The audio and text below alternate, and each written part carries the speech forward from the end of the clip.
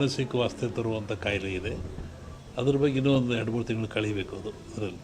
ಅದು ಒಟ್ಟು ಮನುಷ್ಯ ಎಚ್ಚರವಾಗಿದ್ದು ಆರೋಗ್ಯ ಕಾಪಾಡ್ಕೊಂಡು ಸ್ವಚ್ಛತೆಯನ್ನು ಕಾಪಾಡ್ಕೋಬೇಕು. ಮನುಷ್ಯ ನೈರ್ಮಲ್ಯವನ್ನು ಕಾಪಾಡ್ಕೋಬೇಕು. ಅದು ಭಾಳ ಮುಖ್ಯವಾದ್ದು. ನಾವೇನು ಹೇಳಕ್ಕೆ ಅದ್ರ ಬಗ್ಗೆ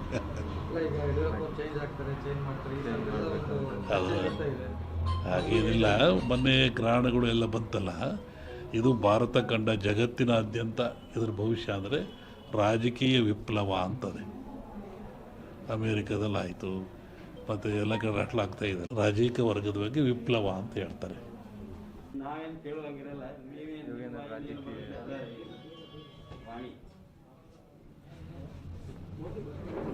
ಜಗತ್ತಿನಲ್ಲಿ ಅತ್ಯಂತ ಶ್ರೇಷ್ಠ ಜ್ಞಾನ ವಿವೇಕವುಳ್ಳದ್ದು ಯಾವುದು ಅಂದರೆ ಮನುಷ್ಯನಿಗೆ ಬುದ್ಧಿಶಿ ಇದೆ, ಜ್ಞಾನ ಇದೆ, ತಿಳುವಳಿಕೆ ಇದೆ ಅಂತ ಹೇಳ್ತಾರೆ.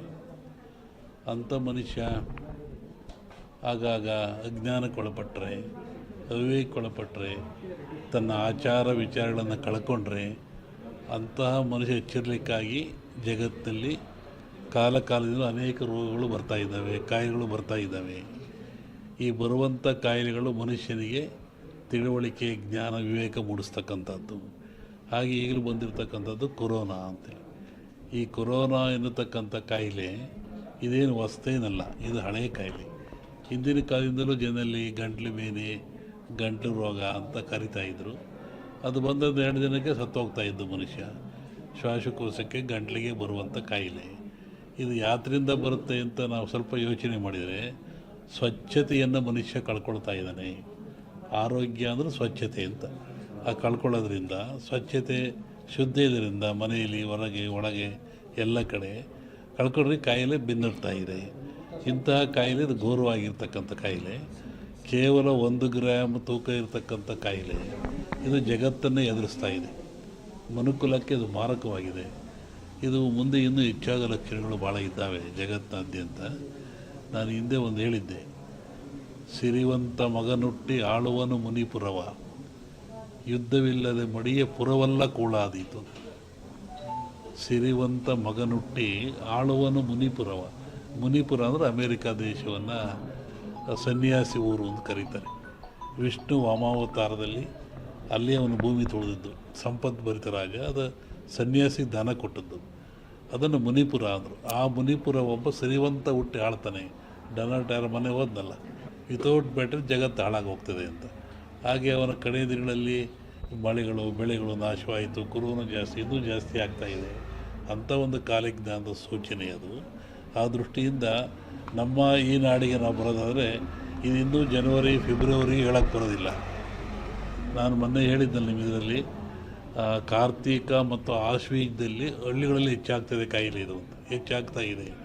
ಆಮೇಲೆ ಇನ್ನೂ ಮಳೆ ಬರೋ ಲಕ್ಷಣಗಳು ಭಾಳ ಇದ್ದಾವೆ. ಜನಗಳಲ್ಲಿ ಅಶಾಂತಿ ಆಗ್ತಕ್ಕಂಥದ್ದು ಲಕ್ಷಣಗಳಿದ್ದಾವೆ. ಏನು ಯುಗಾದಿ ಮೇಲೆ ಇದನ್ನು ನಿರ್ಣಯಿಸಬೇಕು ಏನು ಅಂತ.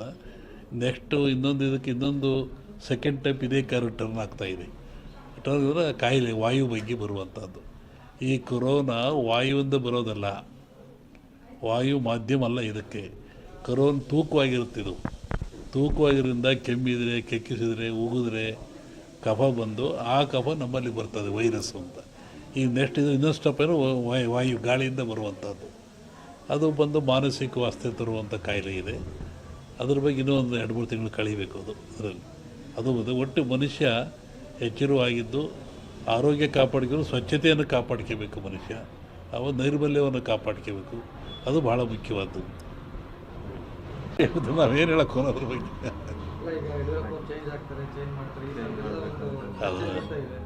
ಹಾಗೇನಿಲ್ಲ. ಮೊನ್ನೆ ಗ್ರಹಣಗಳು ಎಲ್ಲ ಬಂತಲ್ಲ, ಇದು ಭಾರತ ಕಂಡ ಜಗತ್ತಿನಾದ್ಯಂತ ಇದರ ಭವಿಷ್ಯ ಅಂದರೆ ರಾಜಕೀಯ ವಿಪ್ಲವ ಅಂತದೆ. ಅಮೇರಿಕಾದಲ್ಲಾಯಿತು, ಮತ್ತು ಎಲ್ಲ ಕಡೆ ಆಗ್ತಾ ಇದೆಯಲ್ಲ. ಹಾಗೆ ಇಂಡಿಯಾನೂ ಸೇರಿದಂತೆ ಜಗತ್ತಿನಾದ್ಯಂತ ರಾಜಕೀಯ ವಿಪ್ಲವ ಆಗ್ತದೆ, ಏರಿಳಿತ ಆಗ್ತದೆ ಅಂತ ಒಂದು ಮಾತಿದೆ. ಅದು ಗ್ರಹಣಗಳು ಫಲದಿಂದ. ಅದಿನ್ನೂ ಡಿಸೆಂಬರ್, ಇನ್ನೂ ಒಂದು ಜನವರಿ ಒಳಗೆ ಟೈಮ್ ಇದೆ ಅದಕ್ಕೆಲ್ಲ. ಒಬ್ಬರು ವಿಷಯ ನಾನು ಹೇಳಲ್ಲ, ಜಗತ್ತು ರಾಜಕೀಯ ವರ್ಗದ ಬಗ್ಗೆ ವಿಪ್ಲವ ಅಂತ ಹೇಳ್ತಾರೆ. ನಾವೇನು ಕೇಳೋಂಗಿರಲ್ಲ, ನೀವೇನು ವಾಣಿ. ಜಗತ್ತಿನಲ್ಲಿ ಅತ್ಯಂತ ಶ್ರೇಷ್ಠ ಜ್ಞಾನ ವಿವೇಕವುಳ್ಳದ್ದು ಯಾವುದು ಅಂದರೆ ಮನುಷ್ಯನಿಗೆ ಬುದ್ಧಿ ಇದೆ, ಜ್ಞಾನ ಇದೆ, ತಿಳುವಳಿಕೆ ಇದೆ ಅಂತ ಹೇಳ್ತಾರೆ. ಅಂಥ ಮನುಷ್ಯ ಆಗಾಗ ಅಜ್ಞಾನಕ್ಕೊಳಪಟ್ಟರೆ, ಅವಿವೇಕಕ್ಕೊಳಪಟ್ಟರೆ, ತನ್ನ ಆಚಾರ ವಿಚಾರಗಳನ್ನು ಕಳ್ಕೊಂಡ್ರೆ ಅಂತಹ ಮನುಷ್ಯ ಎಚ್ಚರಿಕೆಗಾಗಿ ಜಗತ್ತಿನಲ್ಲಿ ಕಾಲದಿಂದ ಅನೇಕ ರೋಗಗಳು ಬರ್ತಾ ಇದ್ದಾವೆ, ಕಾಯಿಲೆಗಳು ಬರ್ತಾ ಇದ್ದಾವೆ. ಈ ಬರುವಂಥ ಕಾಯಿಲೆಗಳು ಮನುಷ್ಯನಿಗೆ ತಿಳುವಳಿಕೆ, ಜ್ಞಾನ, ವಿವೇಕ ಮೂಡಿಸ್ತಕ್ಕಂಥದ್ದು. ಹಾಗೆ ಈಗಲೂ ಬಂದಿರತಕ್ಕಂಥದ್ದು ಕೊರೋನಾ ಅಂತೇಳಿ. ಈ ಕೊರೋನಾ ಎನ್ನತಕ್ಕಂಥ ಕಾಯಿಲೆ ಇದೇನು ಹೊಸ್ತೇನಲ್ಲ, ಇದು ಹಳೆಯ ಕಾಯಿಲೆ. ಹಿಂದಿನ ಕಾಲದಿಂದಲೂ ಜನರಲ್ಲಿ ಗಂಟ್ಲು ಬೇನೆ, ಗಂಟಲು ರೋಗ ಅಂತ ಕರಿತಾಯಿದ್ರು. ಅದು ಬಂದದ್ದು 2 ದಿನಕ್ಕೆ ಸತ್ತೋಗ್ತಾ ಇದ್ದು ಮನುಷ್ಯ. ಶ್ವಾಸಕೋಶಕ್ಕೆ, ಗಂಟ್ಲಿಗೆ ಬರುವಂಥ ಕಾಯಿಲೆ. ಇದು ಯಾತ್ರಿಂದ ಬರುತ್ತೆ ಅಂತ ನಾವು ಸ್ವಲ್ಪ ಯೋಚನೆ ಮಾಡಿದರೆ, ಸ್ವಚ್ಛತೆಯನ್ನು ಮನುಷ್ಯ ಕಳ್ಕೊಳ್ತಾ ಇದ್ದಾನೆ. ಆರೋಗ್ಯ ಅಂದರೆ ಸ್ವಚ್ಛತೆ ಅಂತ.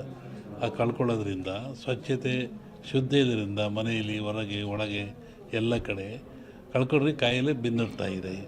ಇಂತಹ ಕಾಯಿಲೆ ಇದು ಘೋರವಾಗಿರ್ತಕ್ಕಂಥ ಕಾಯಿಲೆ. ಕೇವಲ 1 ಗ್ರಾಮ್ ತೂಕ ಇರತಕ್ಕಂಥ ಕಾಯಿಲೆ ಇದು ಜಗತ್ತನ್ನೇ ಎದುರಿಸ್ತಾ ಇದೆ. ಮನುಕುಲಕ್ಕೆ ಇದು ಮಾರಕವಾಗಿದೆ. ಇದು ಮುಂದೆ ಇನ್ನೂ ಹೆಚ್ಚಾದ ಲಕ್ಷಣಗಳು ಭಾಳ ಇದ್ದಾವೆ ಜಗತ್ತಿನಾದ್ಯಂತ. ನಾನು ಹಿಂದೆ ಒಂದು ಹೇಳಿದ್ದೆ, ಸಿರಿವಂತ ಮಗನುಟ್ಟಿ ಆಳುವನು ಮುನಿಪುರವ, ಯುದ್ಧವಿಲ್ಲದೆ ಮಡಿಯ ಪುರವಲ್ಲ ಕೂಳಾದೀತು. ಸಿರಿವಂತ ಮಗನುಟ್ಟಿ ಆಳುವನು ಮುನಿಪುರವ.